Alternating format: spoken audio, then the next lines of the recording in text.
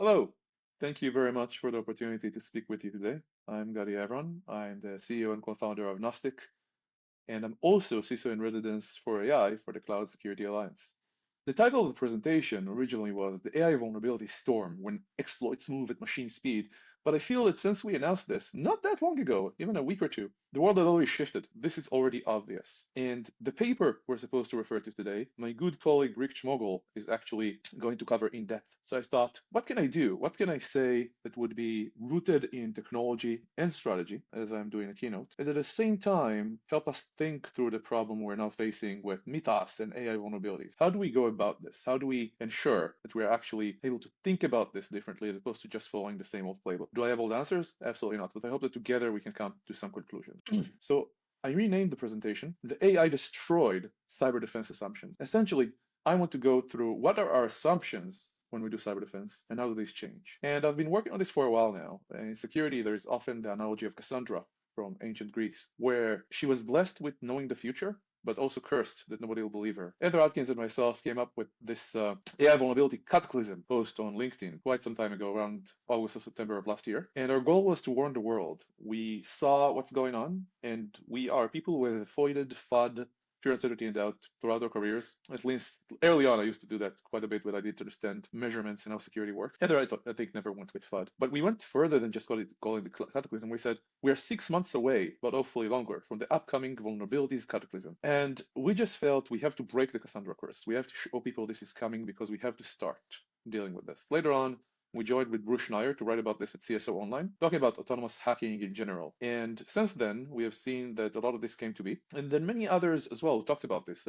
Rob Joyce, Phil Venables, and others picked up on this and made really good analysis over time, sometimes even before we did. But that's kind of the background of reaching today and trying to understand, okay, what's next? Because many of us still believe this is pure marketing. And those that don't try to understand, so what do we do now? How do we get started? So Anthropic, and here you can see on the left a picture from the Reddit blog, released Mythos, and the world exploded. And the entire week, everybody was talking about how this is a model too dangerous to release, how there are many, many vulnerabilities that got disclosed. And we just spoke and said, how can we get information out there to people who haven't heard about it before? And we worked on this draft paper called the AI Vulnerability Storm, building a Mythos-ready security program. And the idea was really an expedited strategy briefing. Can we, within a weekend, sit down and write information that CISOs can use tomorrow morning when going in front of the board, because they would on Monday or Tuesday? Can we educate so people know what this is about? Can we have a paper that the CISO can drop on the table and see this is an industry problem? It's not just myself. Can we give them language to use with the board? Can we provide them with our assessment draft of what are the risks and how to build a security program? And this is really how we got here to this talk today and to Rich's talk later, and also some others throughout the day who will touch on this more in depth from a technology standpoint. And just to show how much and how long this has been going on, this is from the paper as a quote. It started right here when, though of course it goes historically much longer than that, but XBOW topped the HackerOne leaderboard.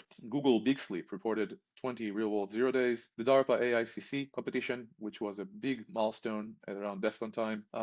There was my singularity warning here with Heather and later on with Bruce. There then was espionage. There were espionage campaigns that were disclosed by Anthropic and more and more and more, all the way up to when Unprompted happened, the Unprompted conference in San Francisco, where for 2 days, everybody came together and just shared information and formed a community around the idea of AI security and how we deal with it. The 0 day clock was released by Sergey Eck, who is also speaking with you. And all in all, it culminated with a combination of the Unprompted conference, the 0 day clock, I suppose also releases like Cloud Code Security was launched, Aardvark, later Codex Security was launched, OpenAnt, which is an open source version I released from Gnostic, was launched. There was Raptor and other open source agents that came out along the way. But all in all, it culminated Mythos, because Mythos essentially breached the New York Times barrier. All of a sudden, the board heard about it, and our families heard about it, and all of a sudden, we had to give answers. And it's now the Mythos problem, whether we like it or not. It will probably equalize back to be AI security or something similar soon. But while there is marketing, the truth is bigger than the hype. This is far more than the marketing, and we have to take it quite seriously. And this introduced the Mythos Ready Security Program paper. 250 CISOs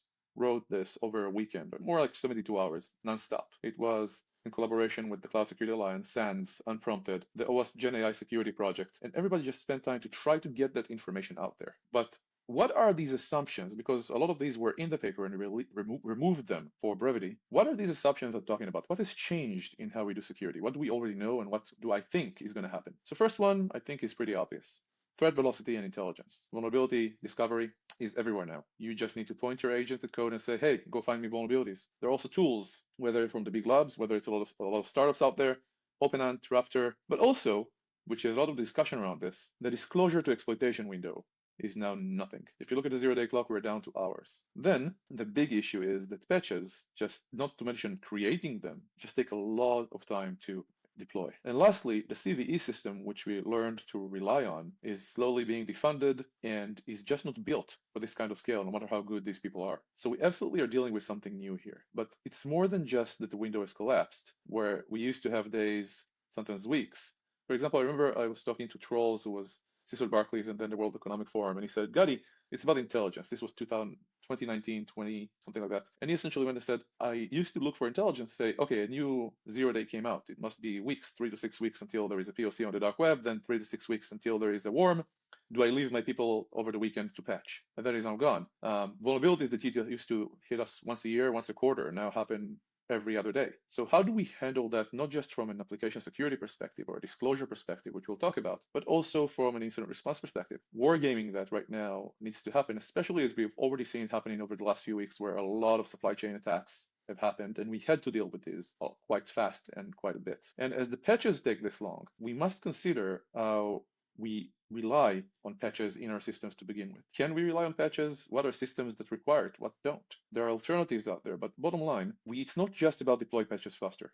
When considering a security program in general, one of the pieces of advice being given right now is cooldown periods. Avoid the supply chain issues. Wait a week, wait 90 days. On the other end, we're now coming in and saying, no, you must patch faster. You must patch before there is a patch. You must try virtual patching. You can use eBPF. But how do these two conclusions work together? It's a major challenge. But at the same time, this is one of the things we can do to improve our operational capabilities and to make sure we're ready for what's coming next. So patches, in my view, will always be here, but we can no longer rely on them. It will not be about patches in the future, except for them becoming more of a regular aspect of our security program that we expect to happen every minute, as opposed to once a month or once a week or as they come out. I want to move more to code and pipeline. There is no doubt that with agents, coding agents like Cursor, Claude Code, Copilot, Hero, Devin, I can go on, and with other agents now coming into play, whether it's the Atlas browser or the Brave browser or Cowork, which seems to be the last couple of months exploding in the, I suppose, enterprise space. Didn't really introduce myself. I'm the CEO of Gnostic, and we secure agents, coding agents. We stop them from doing stupid, like deleting your hard drive,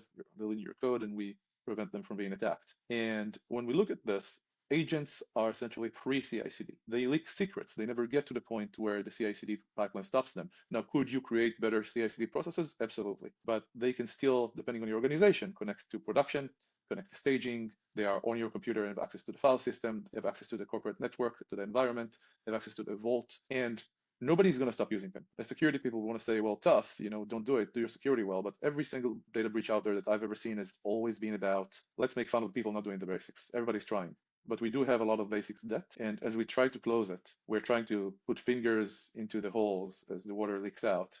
One analogy might be, we need to realize that agents are also our way forward, not only because we can't stop them, but because we can use them to actually do better security. And we need to secure them while we're trying to do our basics, which we always are going to keep trying to do. And then shadow IT risk, which has become really everywhere IT risk, where everybody builds their own infrastructure, including the person in sales or marketing or HR. How do we deal with that? What do we do now when everybody writes code, are not trained, uses agents, and are not part of the CI/CD pipeline? So considering that, we can look at a repo where we source things, CI, SAST and SCA tools, the review process or prod process. But bottom line is, coding agents commit directly from the developer ID or CLI, but also now the finance workstation. And the everywhere IT aspect that I discussed is about more than just shadow AI.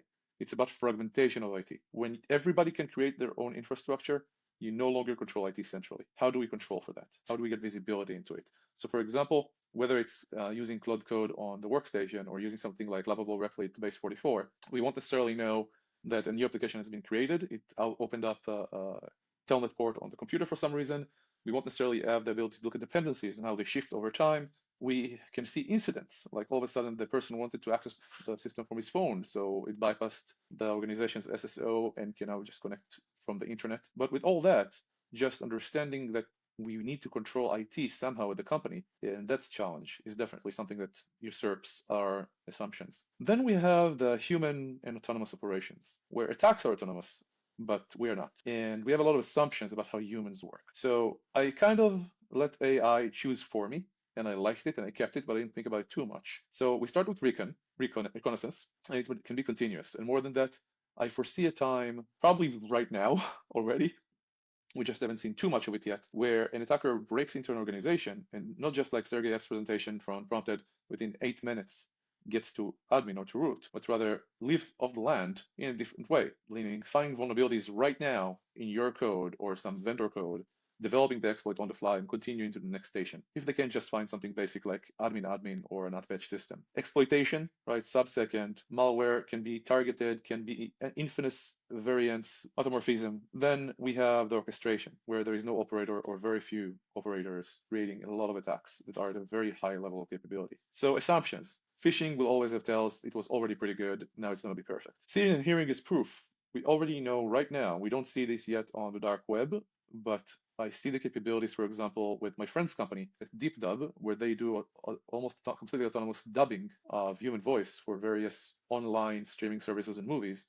And they can show myself to me in my own accent or a different accent in a different language live. And that's starting to happen with attack as well. Then we have the OODA loop itself. The SOC can outcycle the attacker is the assumption, and the answer is no. Detect and respond in minutes is no longer enough. We must understand that we must become autonomous, as dangerous as it is. We can't, well, right now saying human in the loop is critical, but that's just not going to last. It can't. Even in development in our own company, we code in 2 days what used to take a month or two, but we are 3 or 4 weeks behind on our reviews, our PRs. We had to move somewhat autonomously. We just couldn't do it any other way. And large companies as well, not just startups, are doing it all the time. Malware, as we said, becomes polymorphic and targeted. And then vulnerability research. It's no longer rare. Everybody can have their own vulnerability research right now. One example is the open source alternative that we created, OpenAnt. Just OpenAnt. Just go on GitHub, get it, scan your repos. And one of the first roles within cybersecurity to go home is essentially the vulnerability researchers. There will still be vulnerability researchers, and the good ones will always have a job. But if everybody can now do the basics of vulnerability research, why would I need them anymore? Why would I need a CISO? Why would I need me as a CEO? We are all shifting. And this is my main call to action at the end of the presentation, that a lot of people feel outmoded, a lot of people feel old, a lot of people feel this is moving too fast. We are relevant, even if we're not technical. We can talk to the agent and start working with the agent and become -2 to times 2000 what we are, depending on what task we are doing. Looking past what we already discussed, looking past time to exploit, there are a few things we're starting to see, or we'll see soon. One is SLOP is turning into real reports.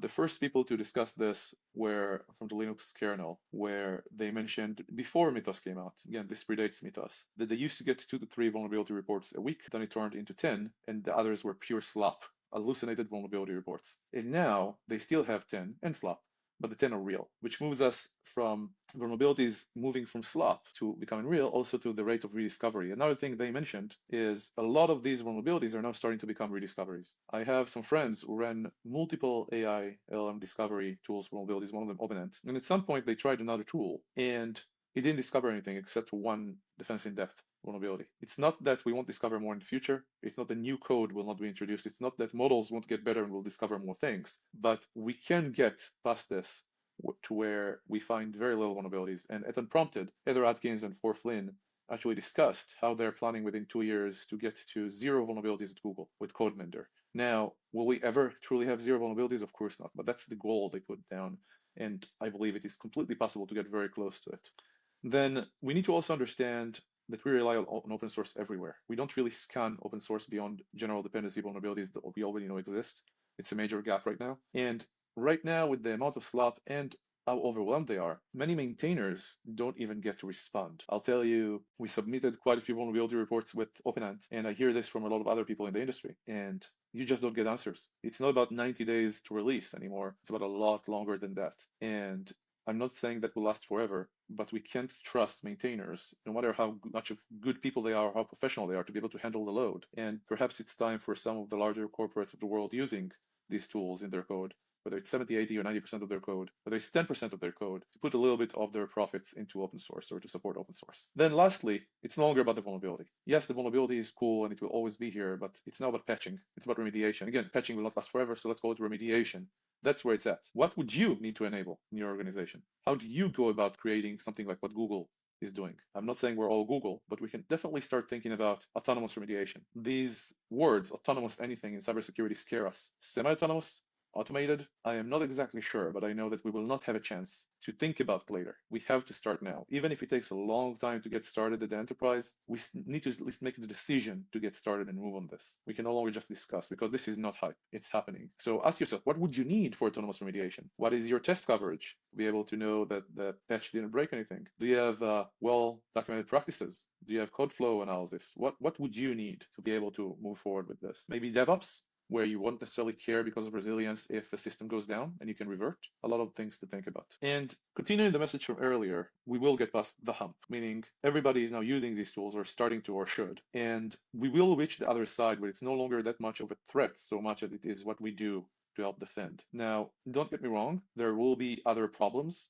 And right now we're not past the hump and it's going to be a lot of suffering. But the number of the frequency of events that happen right now, such as we've seen the past few weeks, the new technologies being released, the models, the open source and open weight models catching up, other models catching up, new models. Mythos is not the end all of this. And we definitely need to prepare, but there is a light at the end of the tunnel. That is a death analogy. And I suppose it's apt. We will get through this because while I started with discussing FUD, fear, uncertainty, and doubt, good people will come together and solve the problem. The sun will rise tomorrow. The internet will still be here. But at the same time, we need to realize how catastrophic what we're facing is. I realize that's mixed signals, but I'm not exactly sure how to say this is going to be really hard, truly hard, beyond anything you can imagine. Stop being a disbeliever, get on the bandwagon, if you like, because it is serious. But yes, we have all in our careers seen 20 apocalypses, apocalypsi, whatever the plural apocalypse is. That doesn't make it any less real or the most serious one I've seen in my career. Getting to the end here, this is just the first wave. Mythos is definitely,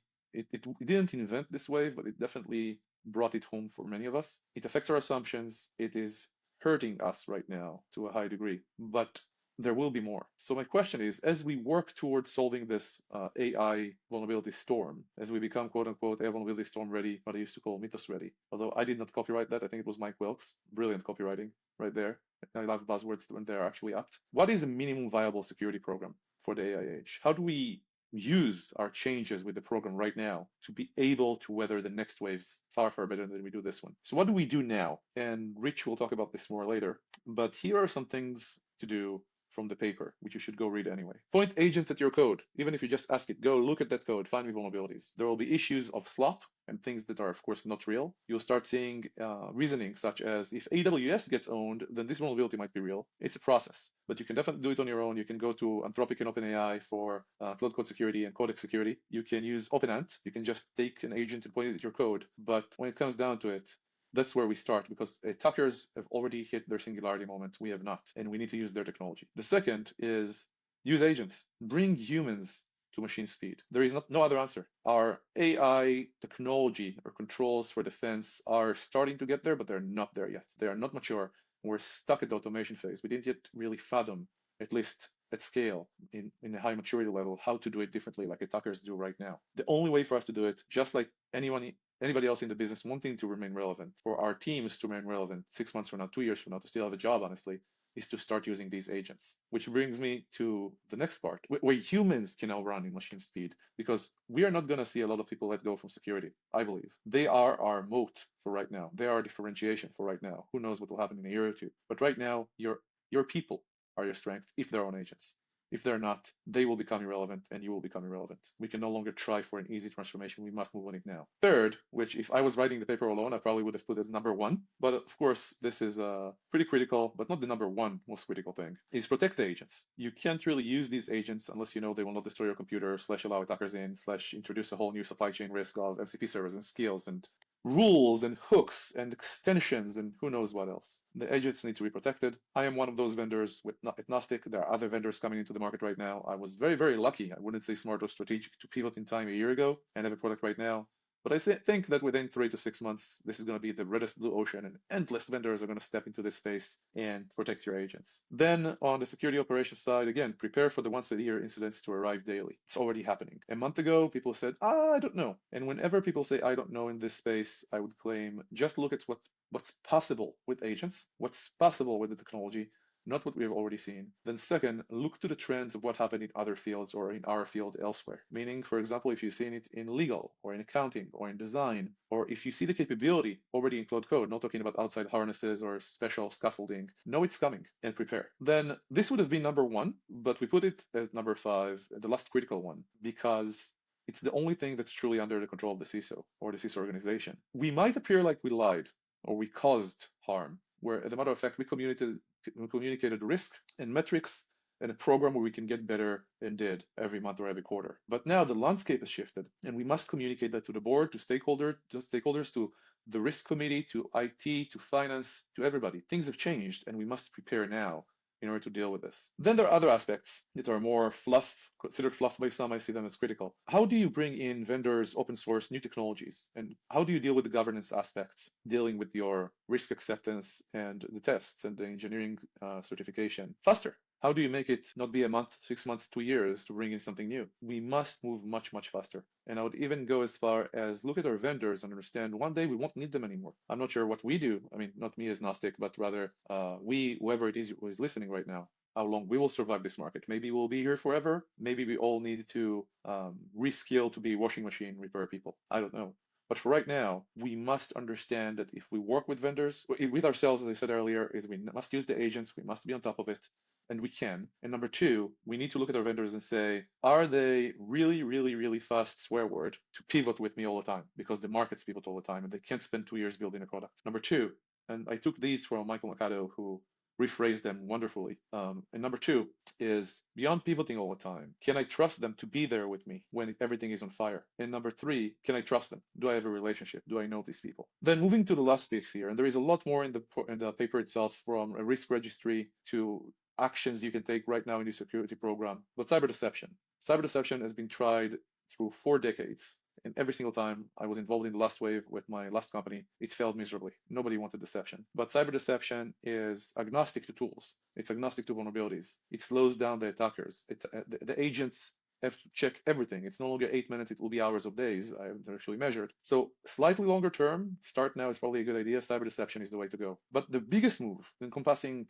all of this is standing up a VulnOps program, like DevOps vulnerability operations. When we look at vulnerability detection or discovery, what matters now more is just autonomous remediation, being able to, perhaps in the near future, some people see this sci-fi, I see this reality, discovering vulnerabilities in your vendors' products before they do, and patching them without them is definitely something that I see happening. But even if we just start by pointing our agents at our code, or with OpenAnt or Raptor or one of the paid solutions, again, this is completely free and open source. I think that it should be our North Star. Point agents at your code, and slightly longer term, start immediately, but start planning a VulnOps program. Use agents to be relevant and to be able to actually respond, protect the agents, prepare for the incidents happening all the time, communicate the risk better now. It has shifted. Think about governance of vendors, onboarding, open source, whatever it is you might need to move faster, and look at cyber deception and check the paper. It's really, really good. So attackers, as I mentioned earlier, had their singularity moment. Ours hasn't happened yet. Defense still looks at how can I automate with AI, where what we need to start doing is looking at how things work completely differently with AI. Whenever I start using one of the older tools, and I'm not against the older tools, we have decades of experience in cybersecurity. They either don't get the job done, haven't adapted to AI themselves, edit it in at the log level or the management level or automation level. But bottom line, our singularity moment hasn't happened yet. One example is maybe we should examine a basic truth of we start instrumenting at a higher level, whether it's just looking at system calls or packets. Could we, to exaggerate, look at instructions as they go to the CPU? We don't necessarily need to, and it might be a horrible idea, but we need to re-examine all of our assumptions. And there was a paper from MIT that pissed me off that said that as we use AI, we become stupider. I think that as we use AI, we stop thinking, we become rusty. And I think that's true if we replace ourselves. But as we use AI, we find ways to orchestrate more, to think better, to do more, and to make everything that we used to do now a small part of the higher level orchestration. And I think that's the only way to think about it. And brings us back again to my main messaging of empower your staff with coding agents, defend the agents, but also make yourself personally relevant. It's my call to action, truly, beyond VolNops, beyond agents, beyond everything else. Use an agent. Now, don't wait. Go on Anthropic's website, Cursor, Copilot, doesn't really matter. Download an agent and talk to it. Put it in plan mode if you like. You can Google how to do that if anybody Googles anymore just to find information, but or use a search. But go and just use it now. Talk to it about, I want to send an email. Maybe it will help you write a better email. Maybe it will instrument Gmail or whatever it is you're using, Exchange, still, Outlook. And maybe you just want to check an Excel on your budget. Maybe you want to scan for something. Maybe you want to, whatever it is. I just thought about, I want to pet my dog. I would go and ask, can you help me pet my dog? Not because it's reasonable, but because we have to learn the edges of the technology. I grew up with search engines. I remember web crawler, Alta Vista, Hasta La Vista, Yahoo, and I saw the limitations. When I saw people who, before ChatGPT came out, grew up with Google already there, they would most of them would try the first page of Google and then give up. I would change the terminology. I would just write down the question that is, maybe somebody asked it in some forum. I would use Google hacking with quotes and and or and minus and insight and in URL and all these parameters, and they didn't know how to do it. Using agents, you can see the limits of what's possible right now and grow with it. Get your team on the agents now too. Download an agent, use it. It's truly I'm optimistic. When talk security, again, we fall to this doom and gloom, but honestly, the future is now. We live in one of, or if not the most interesting time in history, and security is at the very center of it. Safety is at the very center of it. We are critical, but if we don't start doing it right now, us and our teams will be irrelevant very, very soon. I would like to thank you. On a personal note, I would say beyond this all being so interesting, I think we have to also bring somebody else on this journey with us. If only 2% of the world started using agents today as opposed to just getting on ChatGPT and talking to it, if they understood tool use and agentic flow, where it takes the output and puts it back as the input and calls tools, if more people just tried, the world would be a better place. There are challenges. There are challenges of centralization, token costs going up as they go down at the same time, meaning the cost goes down, but we use more, just like Java's paradox, where people have more computing, they use more computing. But pick somebody else for the ride, tell them how it's done, show them how it's done. It's really easy, but we need to enable people because, like with any revolution, it's painful, and we want to not make people redundant when jobs, at least to a degree, become redundant. It's no longer 2025 where we said you won't be replaced by AI, we'll be replaced by a person using AI. We will absolutely be replaced by AI for most of our roles, but we can stay relevant and a part of that if we learn right now. And I'll say that my own two personal failure patterns that I watch for is I say, no, I need to study how to do it first. No, I go and start talking to the agent. And if I say that's too big, no, I go to the agent, I start talking to it. I find some MVP, some minimum viable product, some POC to do to get started today. And sometimes it will be hard and sometimes it won't be as good, but it works. Scan your code. If you'd like the open source alternative, OpenAnt is right there. If you'd like supply chain intelligence, we also give that completely for free. You can look at MCP servers and skills and a lot of things coming in. Agentmesh.knostic.ai. Of course, you should get everything the Cloud Security Alliance is doing. A lot of papers and even more coming out. You should become a member in an amazing community that I'm now part of and I'm very proud of. Go get the paper. I'll go all the way back in the presentation beginning. Get the paper, the AI Vulnerability Storm, Building a Mythos-Ready Security Program. It's really good still. There are more papers that will be released and we'll work on with the community because things change all the time. There are 3 summits coming up in San Francisco, New York, and DC, where the people who wrote this, as well as other CISOs, will get together. If we could do this within just a weekend, imagine what we can do when we meet. And we need to start engaging the wider community as well. With that, thank you so much for listening to me. Maybe you have your own ideas about how our assumptions are destroyed or challenged, and I would love to hear from you. Thank you for coming to this talk and to this event, and bring somebody with you on the journey. Download an agent right now to bring yourself on this journey. Thank you very much.